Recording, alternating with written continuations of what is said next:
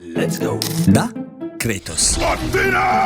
I have faithfully served the gods for 10 years. محارب شرس وزعيم جيش أولمبس، وبيبقى معروف باسم شبح سبارتا. دمر مدن وخلص على ناس كتير وحرق أراضي ومزارع بالناس اللي فيها. بس في مرة كان في حرب قوية جدا ضد جيش البرابرة، والبرابرة خلصوا على جيش كريتوس كله. وقبل ما زعيم جيش البرابرة يخلص على جيش كريتوس نادى على إيريس زعيم الحرب عشان ينقذ حياته مقابل إنه يبيع له روحه. وده اللي خلى كريتوس يعاني لمدة 10 سنين من الجنون والكوابيس اللي بتجيله، لدرجة إنه كان عايز ينهي حياته بنفسه حتى بعد ما إيريس زعيم الحرب اللي كان مستعبد روحه مات. مش هقول إله الحرب وهقول مكانها زعيم عشان ما ينفعش نقول إله على أي حد غير ربنا، عشان طبعا لا إله إلا الله. ومش عايز حد يقول لي يا عم دي لعبة وعيشنا الأجواء وبتاع، عشان هقول لك كده كده أنت هتعيش الأجواء وكده كده أنت هتتبسط وكده كده أنا هروق عليك، بس مش لعبة اللي هتخلينا نقفل عينينا عن آية مهمة زي دي. وفكك من شغل الصهاينة ده عشان ما بيجيش سكة هنا، ويلا نكمل. بس من هنا بيجي السؤال، هو ايه اللي حصل لكريتوس وصله لدرجة الجنون، لدرجة ان هو كان عايز ينهي حياته بنفسه؟ وايه بالظبط اللي عمله ايريس لكريتوس خلاه يحطه في دماغه للدرجة دي، وخلاه يندم انه باع له روحه مع انه انقذ حياته؟ وده اللي هيرجع بينا للزمن ل3 أسابيع لورا عشان نفهم القصة من اول. بس قبل ما نكمل ما تنساش ان انت تعمل لايك عشان ده فعلا بيساعد، ولو اول مرة تشوفنا ما تنساش ان انت تعمل سبسكرايب وتفعل زر الجرس عشان يوصلك كل جديد. انا احمد فارس، ودي قصة كريتوس في God of War 1.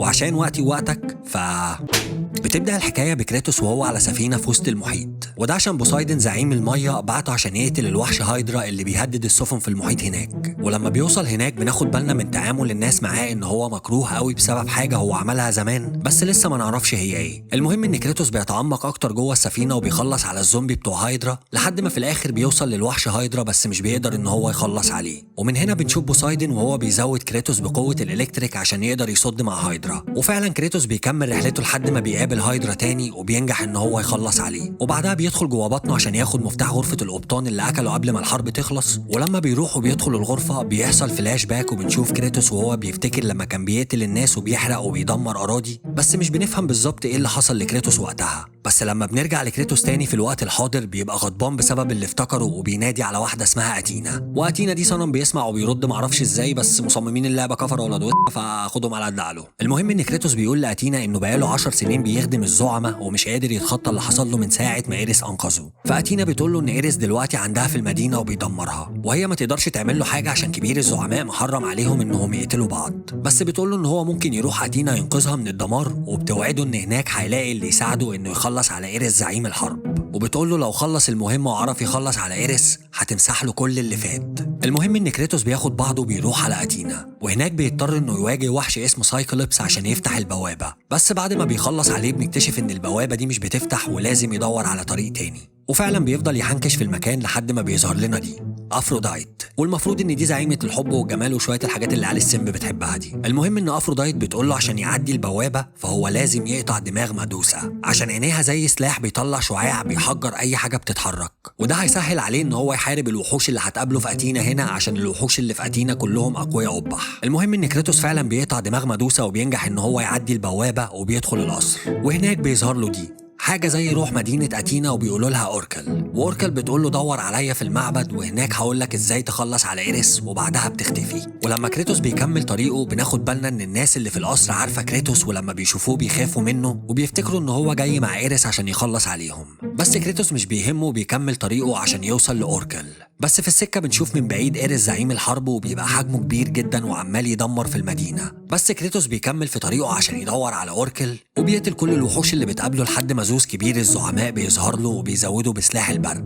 المهم ان كريتوس بيفضل يلف شوية في المكان لحد ما في الآخر بينجح ان هو يوصل للمعبد، وهناك بيفضل يدور على أوركل لحد ما بيلاقيها وبينقذها. وبعد ما بينقذها بتقول له ان هي عارفة ان أتينا هي اللي بعتاه، وبنعرف كمان انها بتقدر تقرا الأفكار. فبتحط ايديها على ايدين كريتوس وبعدها على طول بيحصل فلاش باك وبنشوف كريتوس لما كان قائد جيش أولمبس وبيقود حروب. بس بنشوف مراته وبنته وبعدها على طول بنرجع تاني وأوركل بتبقى مخضوضة من اللي هي شافته واللي برضه لسه ما نعرفش بالظبط هو ايه لحد دلوقتي. بس بتقول له هي مخضوضة ان هو لازم يختار أعدائه كويس، وفي الحالة اللي هو فيها دي إيريس هو عدوه الوحيد. والحاجة الوحيدة اللي هتخليه يبقى في قوة إيريس إن هو يلاقي حاجة اسمها بندورا بوكس، والبوكس ده موجود في مكان في الصحراء اسمه ذا ديزرت اوف ذا لوست سولز. فكريتوس بياخد منها المعلومة وبيخرج من أتينا وبيروح على الصحراء عشان يدور على البندورا بوكس. ولما بيوصل هناك بنشوف أتينا تاني وبتقول له إن كلام أوركل صح، وعشان يوصل للبوابة فهو لازم يقدم قربان للصحراء ويقتل وحوش السايرنس، وده عشان يقدر يفتح بوابة المعبد اللي هتوصله لحد اسمه كرونوس. وفعلا كريتوس بيلف في الصحراء لحد ما بيدور على وحوش السايرنس وبيقتلها، وبينجح في الآخر إن هو يفتح بوابة المعبد وبيوصل للمكان اللي فيه كرونوس. وكرونوس ده يبقى كائن كبير كده بس متسلسل وشايل فوق ظهره المعبد وبيتحرك بيه في الصحراء، والمعبد اللي فوق ظهر كرونوس ده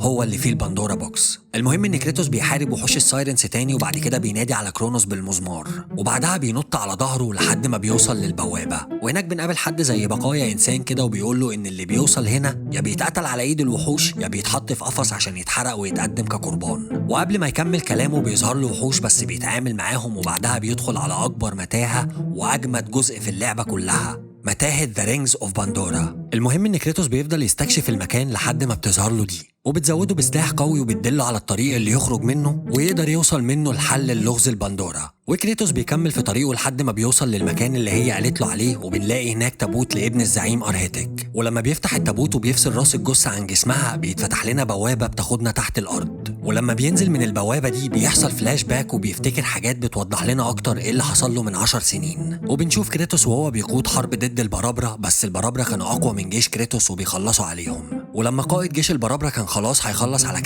كريتوس نادى على إيريس وطلب منه يخلص على كل أعدائه مقابل إنه يبيع له روحه. Ares!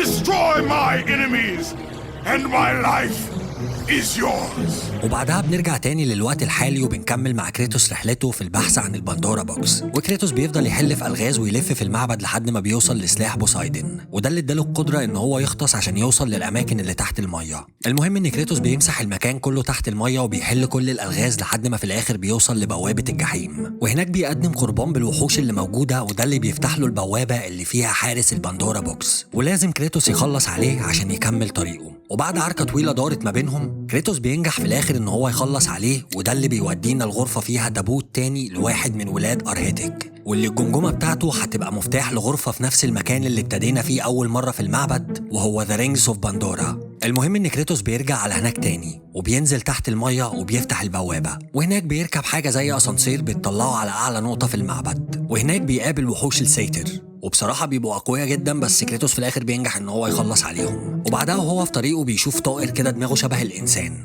ولما عينه بتيجي عليه بيحصل فلاش باك تاني وبنعرف أكتر عن إيه اللي حصل لكريتوس من 10 سنين وحوله للي هو فيه دلوقتي. وبنشوف كريتوس من 10 سنين لما كان بينادي على إيريس عشان ينقذه، وبعدها إيريس بينزل من وسط السحاب وبيبقى معاه جيش من نوع الطائر اللي لسه مش عارفينه اللي شبه دماغ البني آدمين ده، وبيخلصوا على كل جيش البرابرة. وبعدها إيريس بيلف إيد كريتوس بسلسلة طالع منها السلاح اللي بيبقى معاه طول اللعبة، وبيحس بقوة أكتر من اللي كان عليها، وبيقطع راس قائد جيش البرابرة بكل سهولة. وبعدها على طول بنرجع تاني للوقت الحالي وبنشوف كريتوس وهو بيزعق للطائر ده وبيقول له يقول لإيريس إنه مش عبد له تاني، وإنه بيدور على البندورا بوكس وقريب هيجيله عشان يخلص عليه. وبعدها كريتوس بيكمل رحلته وبينط من الجبال عشان يوصل للبندورا بوكس، وبيفضل مكمل طريقه لفوق لحد ما بيوصل لغرفة فيها عقد لازم يحل له لغز عشان يوصل له، عشان العقد ده يبقى المفتاح اللي هيساعده يطلع لنقطة أعلى في ذا رينجز اوف بندورا. وفعلا كريتوس بيكمل طريقه وبيوصل لنقطة أعلى في المعبد، وهناك بيحصل فلاش باك تاني وبنشوف كريتوس وهو بيقود حرب باسم إيريس وبيبقى داخل على قرية عشان يحرقها، وبيبقى باين إنه بيقتل الناس الأبرياء والستات بدم بارد. وبعدها بنشوفه هو جوه بيت من البيوت اللي حرقهم، وبيبقى شكله مصدوم وبيرقع على رجليه وبيبقى باين عليه إنه شاف حاجة كسرته. وفي نفس اللحظة دي بيكون في ست كبيرة واقفة بره البيت وبتضحك بصوت عالي في وسط الأحداث دي. وبعدها بنرجع تاني للحاضر وكريتوس بيكون بيسب الدين لإيريس بسبب اللي افتكره، وبيكمل رحلته في البحث عن البندورا بوكس. المهم ان كريتوس بيوصل لغرفة بيبقى فيها 2 هيكل عظمي، وبيخلع دماغ واحد فيهم عشان يفتح البوابة اللي فيها الغرفة المحصنة للبندورا بوكس. وهناك في الغرفة دي بيتفشخ الصراحة عشان الحتة دي صعبة قوي، بس بينجح في الاخر انه يخلص على الوحوش اللي جوه، وبينجح ان هو يوصل للغرفة اللي فيها البندورا بوكس. واول ما بيحط ايده على البوكس بتظهر له أتينا وبتقول له انه اول انسان عادي يوصل للبندورا بوكس، وبعدها بتقول له ياخد البوكس عشان يفتحه ويرجع عشان ينقذ مدينتها. وفعلا كريتوس بيبدأ ان هو يحرك البوكس عشان يفتحه، بس في نفس اللحظة دي إيريس بيكون عرف إن كريتوس وصل للباندورا بوكس، فبياخد عمود مكسور وبيحدفه من أتينا بيوصل لحد المعبد فوق ظهر كرونوس، وبيدخل في وسط جسم كريتوس وبيرشقه في الحيطة. وكريتوس وهو بيعافر مع الموت بيحصل فلاش باك تاني، وده اللي بيوضح لنا الصورة كاملة وبيفهم لنا ليه كريتوس عايز يخلص على إيريس. ولما بنرجع للماضي بنعرف إن اللي قعد على ركبه قدامهم دول يبقوا مراته وبنته عشان قتلهم. وبعدها إيريس بيظهر له وهو شايلهم بدمهم على ايده، وبيقول له ان هو كده مفيش حاجه توقفه ولا حاجه يخاف عليها بعد موت عيلته، وبيقول له ان هو كده ما بقاش مجرد قائد جيش، هو كده بقى الموت شخصيا. وبعدها بنشوف الست الكبيره اللي كانت بتضحك وهي بتوبخه وبتقول له ان القوه والغرور عموه، وبعدها بترمي عليه تعويذه بتخلي الرماد بتاع عيلته اللي اتحرقت يغطي جسمه كله عشان تبقى زي علامه عار انه قتلهم. وبعدها بنرجع للوقت الحالي وبنشوف كريتوس وهو بيطلع في الروح، والطائر العجيب ده بياخد البندورا بوكس من قدام عينه عشان يوديه لإيريس، وكريتوس بيكون بيتحسر وهو بيموت عشان خلاص اول ما وصل للبوكس وحط ايده عليه معرفش يستفاد بيه. المهم ان كريتوس بيموت والمفروض ان روحه بتطلع وان هو بقى بيقع في العالم السفلي وبتاعه كده يعني، بس عشان المنتج كافر ابن خلاه يتشعبط في رجل نفس الراجل اللي كان قبطان السفينه في بطن هايدرا، وطلع على ظهره وفضل يحارب بعدها في وحوش العالم السفلي، وفضل ينط من مكان لمكان لحد ما في الاخر بيوصل لمكان بينزل منه حبل، واول ما بيوصل بيلاقي نفسه عند معبد أتينا تاني، والراجل اللي شبه المسيح الدجال ده هو اللي خرجه على اساس ان هو بيحيي الموتى وكده يعني، مش بقول لك المنتج كافر ابن.